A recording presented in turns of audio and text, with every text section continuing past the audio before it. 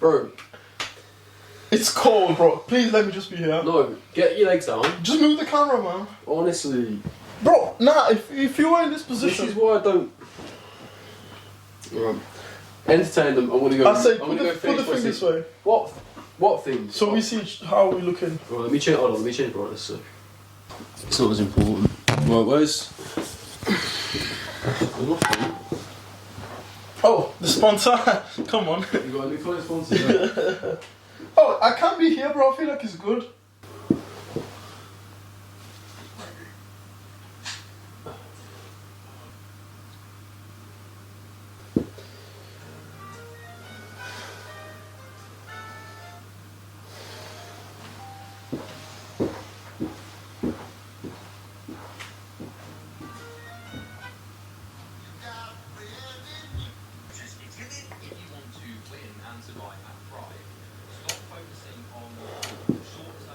Not Charlie Morgan.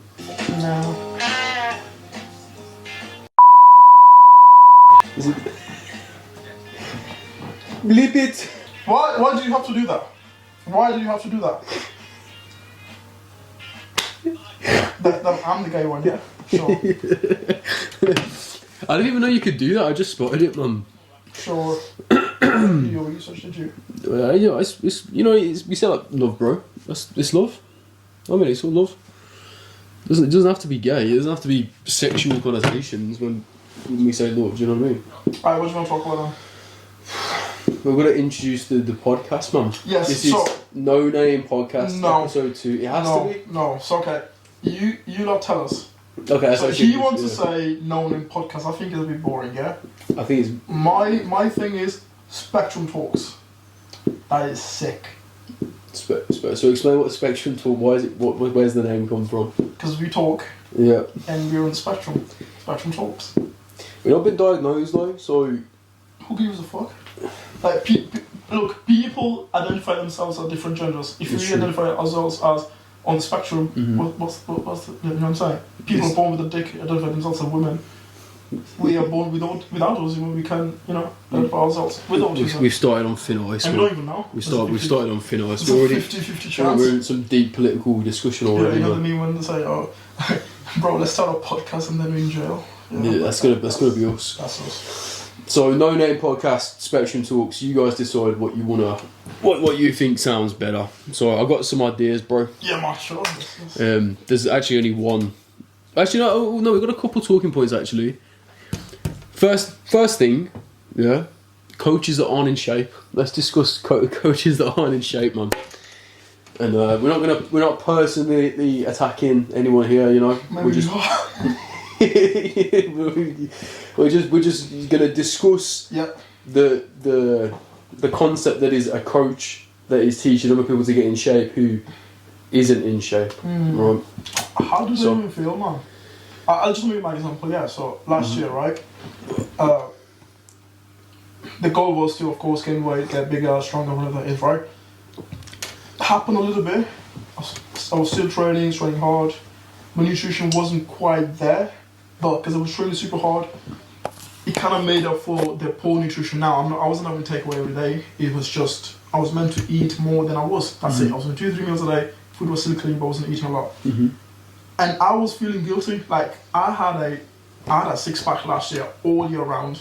I was in better shape than like 90% of the people, and I felt guilty. Made me feel shit, man. Sorry.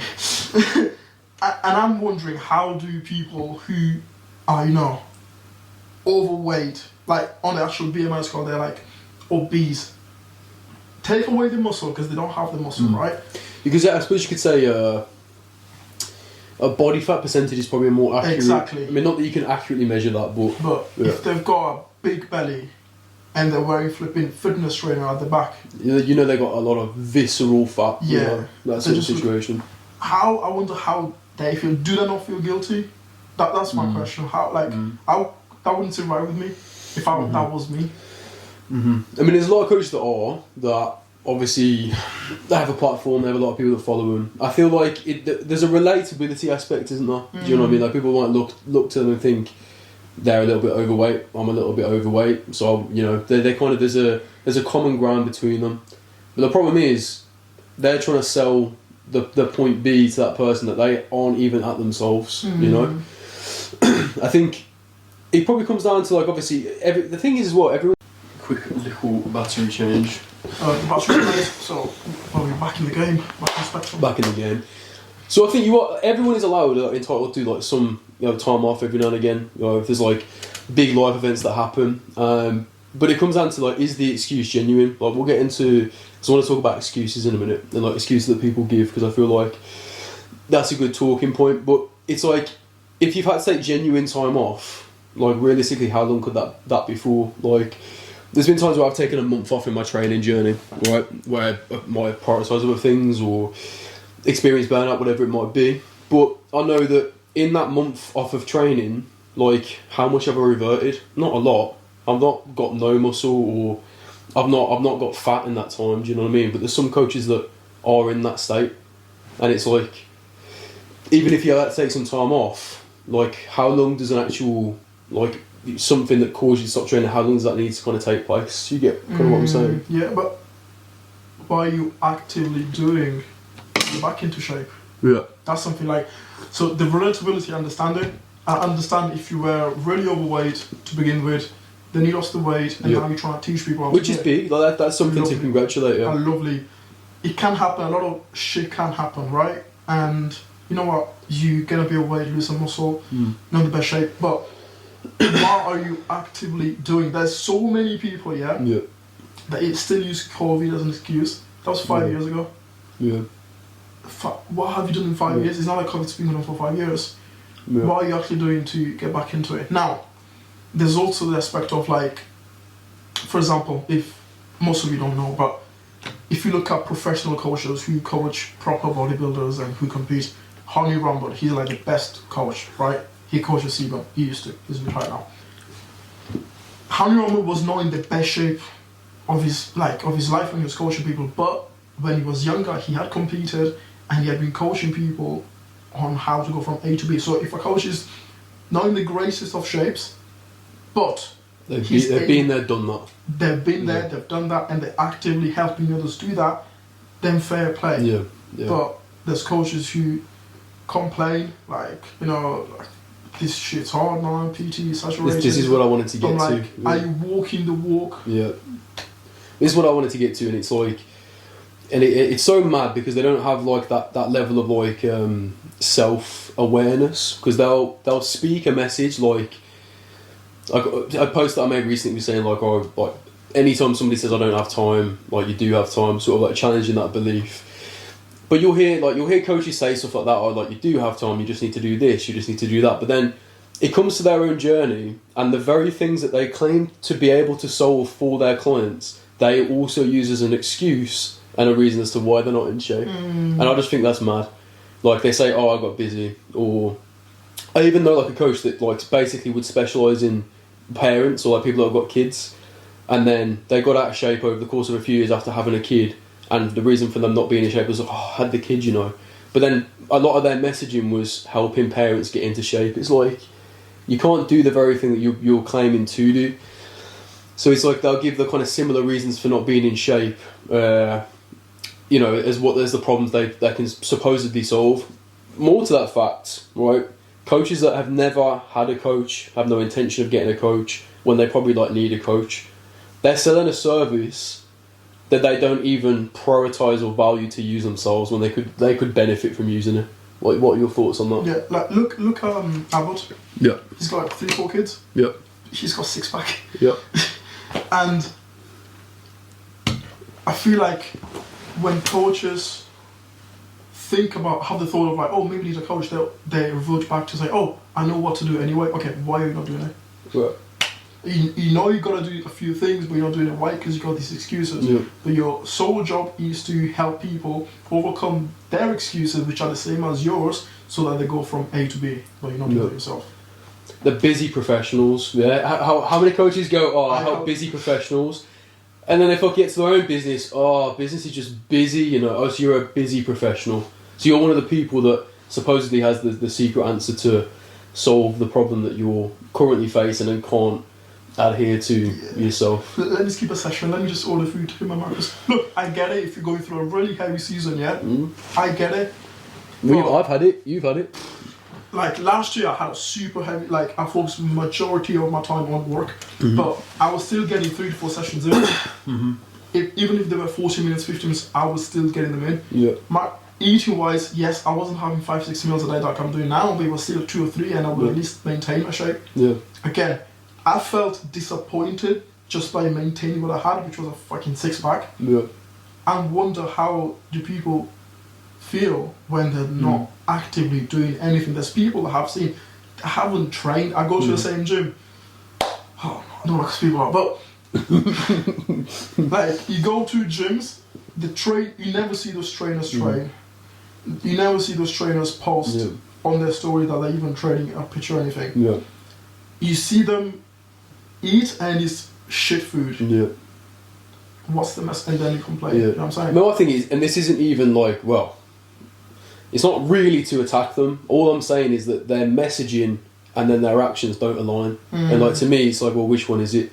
Because you're saying certain things, you're saying you value certain things, but then you're not implementing yourself. And also, from like an authentic relatability standpoint, if you're not doing what you're asking your clients to do, like I had a guy once, right, who asked me if I could prep him for a bodybuilding show, yeah?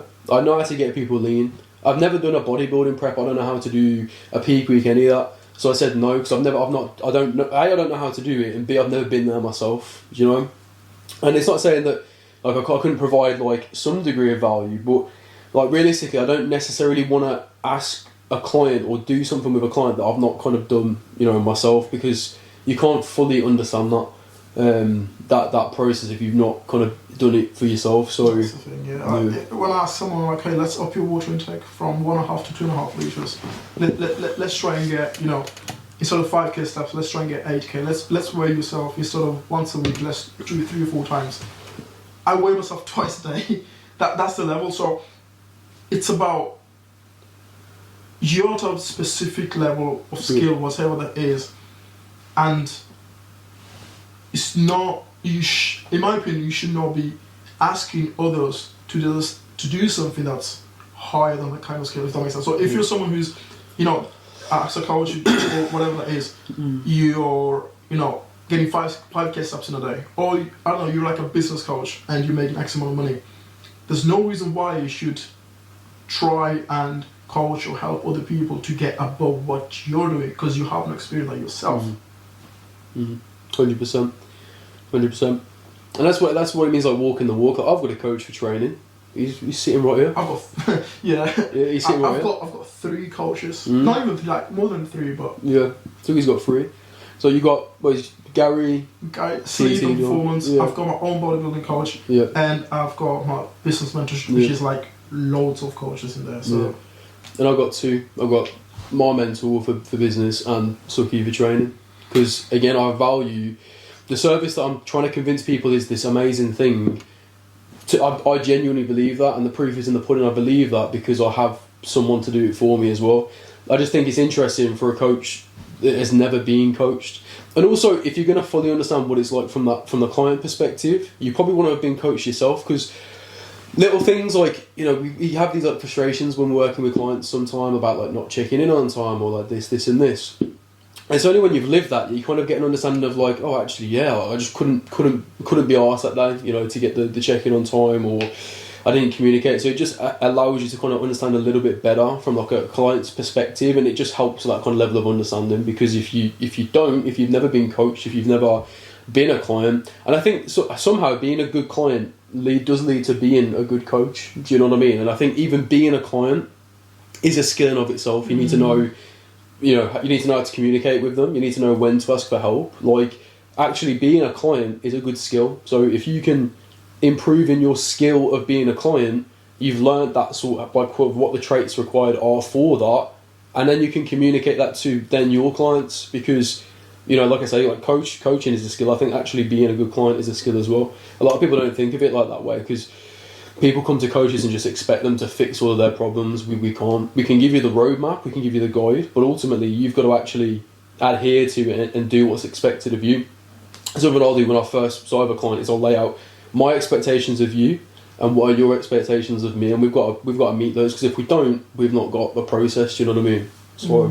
What about problems as well? Like, if we don't know the problem you're facing, there's no way we can help you solve it. If you're checking in and like, okay, how was your sleep? And not good. Oh, okay, what was not good about the sleep? Was it the quality? Was it the timings you didn't sleep enough? Is it just your routine? If I don't know that, there's nothing I can do to help out. You know what I'm saying? Yeah, that's what I'd say. Yeah. No, 100%. And like I said, that's where that skill comes in. Like that's it's our job to kind of basically teach you how to do that better. Do you know what I mean? And I just feel like a coach that hasn't been coached might not have that sort of understanding. And it's like, this is where you kind of separates just giving like copy paste templates to people. Like when I first started coaching, I give you a training plan, I give you a nutrition plan, follow it. Yeah, that was the extent of what my coaching came down to. And it was like at the end of the week, we kind of like assess, okay, well, how adherent were you to that? Oh, like I missed this, and this. And it was like at the end of the week, it was like, okay, well, now do this, and this, like this next week. So it just hasn't been done, so I'll tell you to do it. Ultimately, that's not real coaching. Like, we've got to actually, like, sometimes we might have to simplify the process, going on about before. What the fuck? Going about before, about like how obviously, what was I saying? It's gone. Simplify the process, because there are periods of your life, right? And sometimes a thought that I had the other day is like, you start working with like a coach and you think there's this just expectation to be perfect. It's not that. We're actually there to help you kind of weather a storm sometimes. So if you are going through like you said, like a heavy period or a bad batch, you've got things going on, it's our job to actually maybe simplify things a little bit so we can at least kind of maintain where you're at, or basically like minimise damages, you know? Like I think this is the thing as well, people are always waiting for this perfect time to like either jump with a coach or start like thinking, and that kind of that mindset of, and I had this with like work so often, like again, there was a time where I thought that like posting on Instagram every day was like a really hard thing to do. And it's like, oh, I'll start YouTube then, or oh, I'll start this then. Like, you've just got to do, like, you just got to start doing, even if it's like a really small amount, because by doing things you get quicker at doing things, and you realise over time you can actually do more than you thought you could. My point being is, a lot of people will be like, now's just not the time for me, but it's actually those periods of time, if you can at least learn how to manage, even if it's the most simpler things, to like maintain or make really, really slow progress over the course of like years, you're going to go way further than the person that jumps in, dives in for 6 months, tries really hard, and then they get more responsibilities at work, or a partner falls ill, or a family member. If you can figure out, you know, how to sort of maintain through those periods, like you're just going to be on this constant just path, just upward. Do you know what I mean? And it's not to say that you won't take step backs, because you will, but yeah. Life is full of problems. Yeah. Like, there's never a perfect time. Like, when I hired my coach, we were shooting content. I was like, yo, I'm gonna start with this guy, you know, shall I message him? And you're like, yeah, message him right now. Yeah. Message him right now, booked a call straight away right there, and boom, that happened. There's always problem, there's never a perfect time. Like,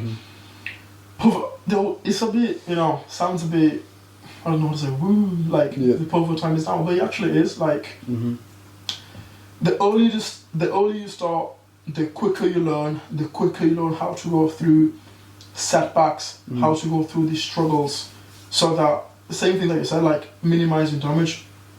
If you're on your own trying to do something and there's a lot of shit happening, you might regress. If you've got someone who can make the process as easy as possible for you to follow, maybe you still regress, but it's not going to be as much.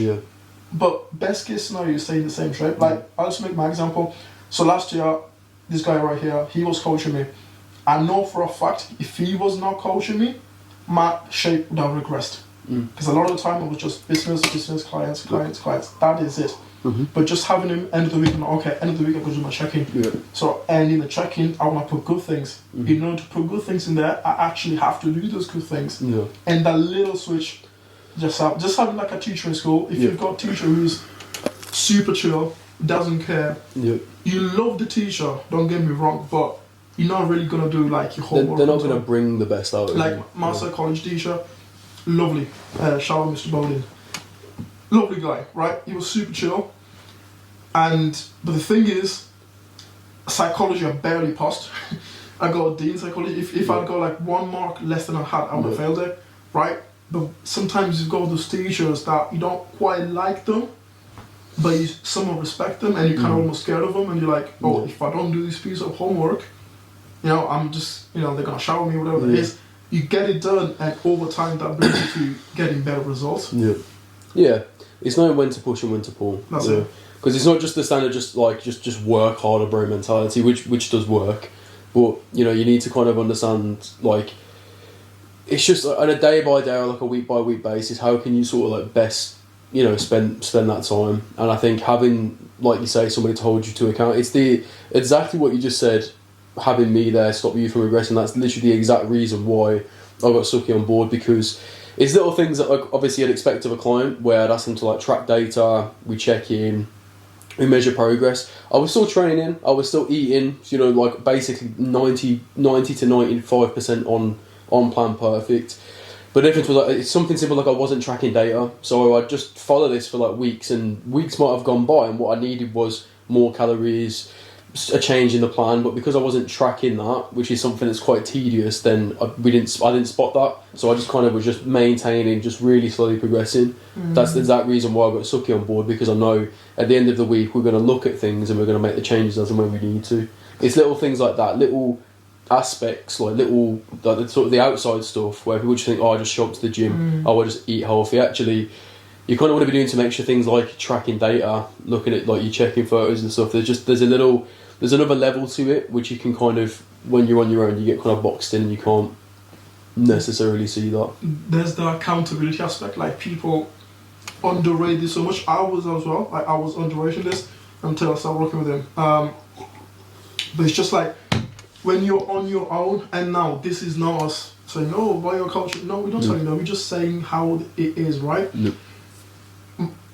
When you don't have anyone who's you got to report to, there's not that like discipline coming, even self-discipline. You're much more likely just like, you know what, just skip a session. I don't have to tell anyone. Might just order some food. I don't have to tell anyone. I might just sleep in, go to bed late, you know. I don't have to tell anyone.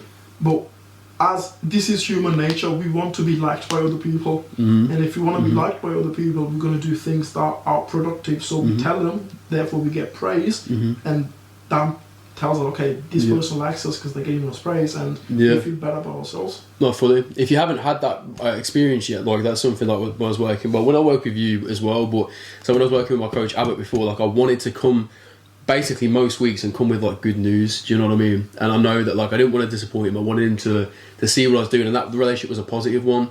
He was there to celebrate my wins. He was there as an arm around my shoulder when I was struggling, or, you know, like I just needed like a good conversation. It's that outside perspective, and it's a different relationship too, because they are like, you kind of in a way are somewhat friends, do you know what I mean? Like you'll chat about stuff, you'll joke with each other, you've got stuff like that, but like it's also this person that isn't in your personal life, so they don't kind of feel necessarily the emotional burden of what you're going through. So even when you're really struggling, like they're outside, do you know what I mean? They're just this person that's there to support you. They don't kind of feel the same, because you probably have it like if it's people that are close to you, you both have this kind of like negative headspace, and sometimes it's very difficult to kind of see the positives, whereas like having somebody that's separated like that but still like genuinely, if they're a good one, wants the best for you, they can kind of help you navigate that. The roundabout point is being like, there's a lot of coaches that aren't in shape, aren't walking the walk, that probably would have benefited from that, but they don't even, again, utilise a service that they're actually trying to sell to other people. And it's like, it's like the same things, again, like the kind of the business side of things about coaches are like, oh, I don't understand why nobody's buying my coaching, but they'll like be struggling with business, and they also won't invest into the business to get better at that either. Well, like, this is, when it comes to like, coaching and stuff, is like, when was the last time you posted on Instagram? That was, but like the content you post on Insta, right? Would you get value from that content yourself? Like the coaches I have, the only reason is because I watched their content, I watched their message, and I was able to get results from their free stuff. So I'm like, okay, I get value from the free stuff. Imagine what's going to happen when I work one-on-one with them. That's it. But you haven't posted like a year. you're on the gym floor, you just like that wasn't me in the gym floor, but I'll be real. Like I was fucking. Oh, me too. I was in the staff room all day, we're just fucking around. Yeah. Fucking just fuckery in there. Fuckery. Yeah. That's why I moved online to be fair, because Yeah. No, it is. It's like, and it's just coaches that they aren't doing their job. They might fucking half-ass turn up on a Monday coaching their clients. They're working one-to-one. Let's go through this session today. We're going to do the same thing we've done the last 3 weeks in a row. And I'm going to stand there and go, well done. Oh, I'm just going to fucking kill you off in a one-to-one session. You come out of there, you feel like you've benefited because you're tired and we've had a hard session. You then go home and eat like a fucking pig because your one-to-one, your PT that's face-to-face hasn't even addressed habits with you. So they're half-assing their sessions. They're barely running things like behind the scenes, and like they don't post on Instagram. You know, they don't do any like the extra work. They're not trying to actively give value like in other sort of aspects. Then they wonder why, either their clients aren't happy or they can't like sort of get any clients. Which again, I was that person. Do you know what I mean? Like I was in that exact same boat. Whereas now I've realised you have to give a lot more. Like you have to be deserving of that. But it's the coaches that aren't in shape. They're only focusing on basically what the parts of the job that they have to do. Perfect analogy, exactly what I was talking about before. Where it's like I was training, I was eating well, but because I wasn't tracking data, I had no check-in process. I wasn't really, advanced as much as I want to. That's the same thing as like showing up for my clients and doing the sessions, doing my check-ins, whatever it might be. The stuff that I really like have to do, the biggest priority, but I wasn't doing any of the extra work. When I got the mentor on board, he's like, well, you're not doing any of this extra stuff. Do you know what I mean? Which actually does. There's a reason why we have to do it. Yeah. Exactly. Now, if you don't want that lifestyle, fair play. If you don't give a fuck about being in shape, fair play. But maybe reconsider if you want clients, you want to have that, clientele. If you want to be in this industry, there's things you got to do. Now, if you don't really care about being in this industry, you want to do something else, you don't have to listen to this. But that's just our personal experience. Yeah, we're still on the journey. Like, I've just realised, like, really quickly, like, obviously I'm not where I want to be, but I realised that before, this, like, sort of negative, woe is me sort of mentality of, like, well, I don't have all the clients. I feel like I'm a good coach. It's because I wasn't doing, the work behind the scenes. And I just think sometimes it can help to look at a coach, how they treat their body, and also their work ethic towards their business, and sort of like, again, they expect you to check in, right? But they wouldn't check in with a mentor. They expect you to track your data, but they don't want to post on Instagram. Do you know what I mean? Like, you've got to know that you are covering like all the bases. I went on a monthly hike. Let me post a story of my steps. Okay, what about the other days? Yeah. I trained today. Oh, and then again, same excuse, I don't have time. Oh, but you tell your client they have time even though they're working 40, 50, 60-hour weeks, they've got kids. You do, fucking hell, bro, you do have time to train. Like, get your finger out. You're coaching, and these coaches, they work in a gym. They're an online coach who has, like, fucking time freedom, right? They don't have to show up for shifts and stuff. They still can't get in shape. They'll then tell their client, oh, but you have time. But then they'll come up, oh, I didn't have time to post on Instagram. Like, fuck me, you got all the time in the world. Click post.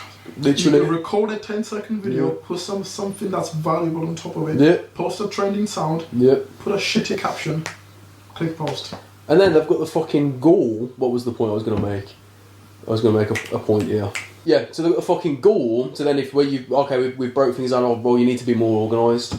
If you actually followed them through their day, the average day as an online coach, right? Bit of work in the morning. Oh, let me send 20 reels to the group chat. A bit more work. Do you know what I mean? Like, Suki does that, but he also does the rest of the work at the same time. I'm the guy who sends reels. He's the guy that sends reels a day. But look, he does that after the work is done. Sometimes I'm until 11 p.m. working, messaging clients, and in 5 minutes after that, I'm going to sleep for 6-7 hours, and the first thing I do is get back to clients. Yeah. This is the weird thing as well. Like, if you actually do, like, talking again, if you like struggle on your training journey, it's a much wider problem, and this is kind of what this like distinguishes real coaching, because what you have to actually address is somebody's habits, their day to day, because when somebody says I don't have time, right, and it does frustrate me because we know that you do, but I understand that is it's a subconscious, I think, for some people, like almost they don't realise it, but it's a cry for help because they're struggling to make time, even though objectively they do have time. And when you break it down, why is that? It's because they have no energy. They get back from work, they feel like absolute shit. They're emotional, they're stressed. You know what I mean? They're tired, so they don't have the energy to do the thing, even though they do have the time. And that's where it's like on a deeper level, you need to address things outside of just, you know, you do have the time. I say that initially. Again, not just of this, just work harder, bro. If you just do it. I say it because some people actually have the genuine, concrete belief of you don't have time. What I'm telling you is you do. What we need to figure out is what's the real reason you're not taking action, because it's not time. Mm-hmm. It's not time.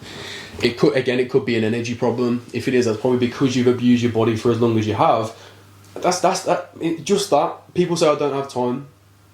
In reality, sometimes that's masqueraded. That's actually an energy problem. It's because you don't have the energy to take action elsewhere. So what you're saying is you're too busy right now, you don't have the time. But the reality is it's an energy problem, and the reason you've got an energy problem is because you haven't prioritised your training and looking after yourself for a long time. That is only going to get worse. You're just going to deteriorate from there because you're going to have less energy, you're going to feel worse, you're going to get fatter, you're going to get, whatever it might be, more stressed, until the point where you probably get really ill, burnout, and then you're forced to address it then.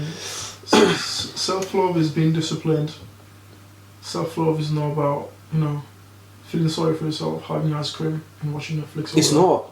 I don't know why it's become so normal as a society, and I'm not saying everything that he says is right, but so many people like bash on Eddie Abu for example because he's animated and it's all or nothing mentality. But why is it potentially controversial to just tell people to eat real food?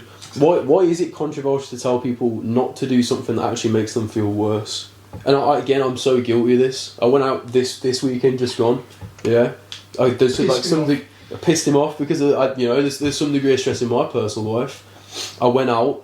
I said I was gonna have 2 drinks. It wasn't 2 drinks. It was a lot of drinks. Stomach, big problem. Next day, couldn't shoot content. So now we're here on a Thursday shooting the content. And I've got to go, bro. And he's got to go. But what was the roundabout point of that? You tell yourself a lie enough times, it starts to become true. If you just switch your perspective from saying, I don't have time, okay, just say to yourself, I have time. Just say it. Maybe you don't believe it. Keep saying you have time. Keep saying you have time. Your brain works in magical ways. Your brain will start to think of ways that you have time. Okay, actually, when I wake up in the morning, I stay half an hour in bed. Boom. Yeah. Before I go to bed, I'm scrolling half an hour on TikTok. Boom, that's your time. When I finish eating, I'm scrolling a TikTok for 20 minutes after I finished having a meal. Boom, that's your thing. And you just say, an hour just there, and there's so many things I do. I'm going to the gym, come back from the gym, and you're just there walking around scrolling. That's me, by the way, for 20 minutes. Mm-hmm. But you could just take a shower, come back from the shower, eat, just chill for a bit, and then go to sleep. You can save 5 minutes here, 10 minutes there, 20 there, and then 2 there. And little do you know, end of the day, you got an extra 2 hours that you saved up, and you realise, oh shit, I actually do have the time. Yeah. Final closing point, 100% agree. And again, this is for me before, I used to think posting every day on Instagram was impossible. Bearing in mind, at that time, where I used to think posting every day on Instagram was impossible, I was full-time online. I now work part-time at a job, work 20 hours a week. I've got a missus now that I see every week. He hates it. He's left me. I've left him. It's not good. I'm now starting YouTube. We're doing this, emails. I'm actually doing so much more with what is on paper, less time, because I've just opened up that sort of door for it.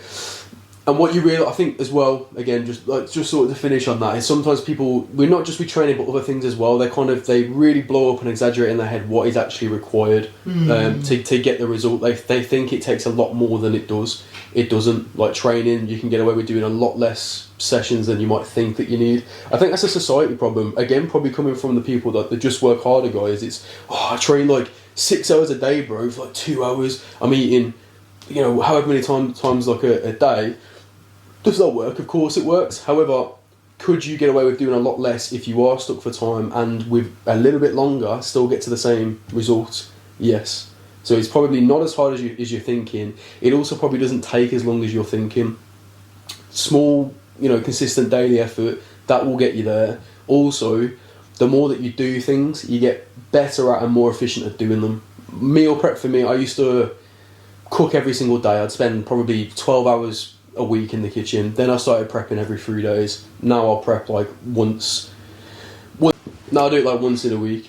Same thing, like editing a single reel used to take me like almost like an hour. Yeah. I don't know how, because now I'll get it done in like 15 minutes. But yeah, just the process. This is called the Pareto's law. I think that's what you say. 80-20. 20% of your actions will lead to 80% of the results. Yeah. The other shit that you do is just the cake on the cherry on top of the cake, right? Cherry on top of the cake. Cream on the jizz. Cream on the jizz. Yeah. When you have the extra time, go and do it because it will help. But when you're in a season of you're a little bit too busy, do the non-negotiables. Yeah. Go, get it home. Just that little 20%. That's all you need. Let's go. Finished? Yes. Let's go. Spectrum Talks episode 2. We need a theme song, man. Okay. We'll figure that out at some point. Yeah, but I need to go. Oh shit. Push. Can you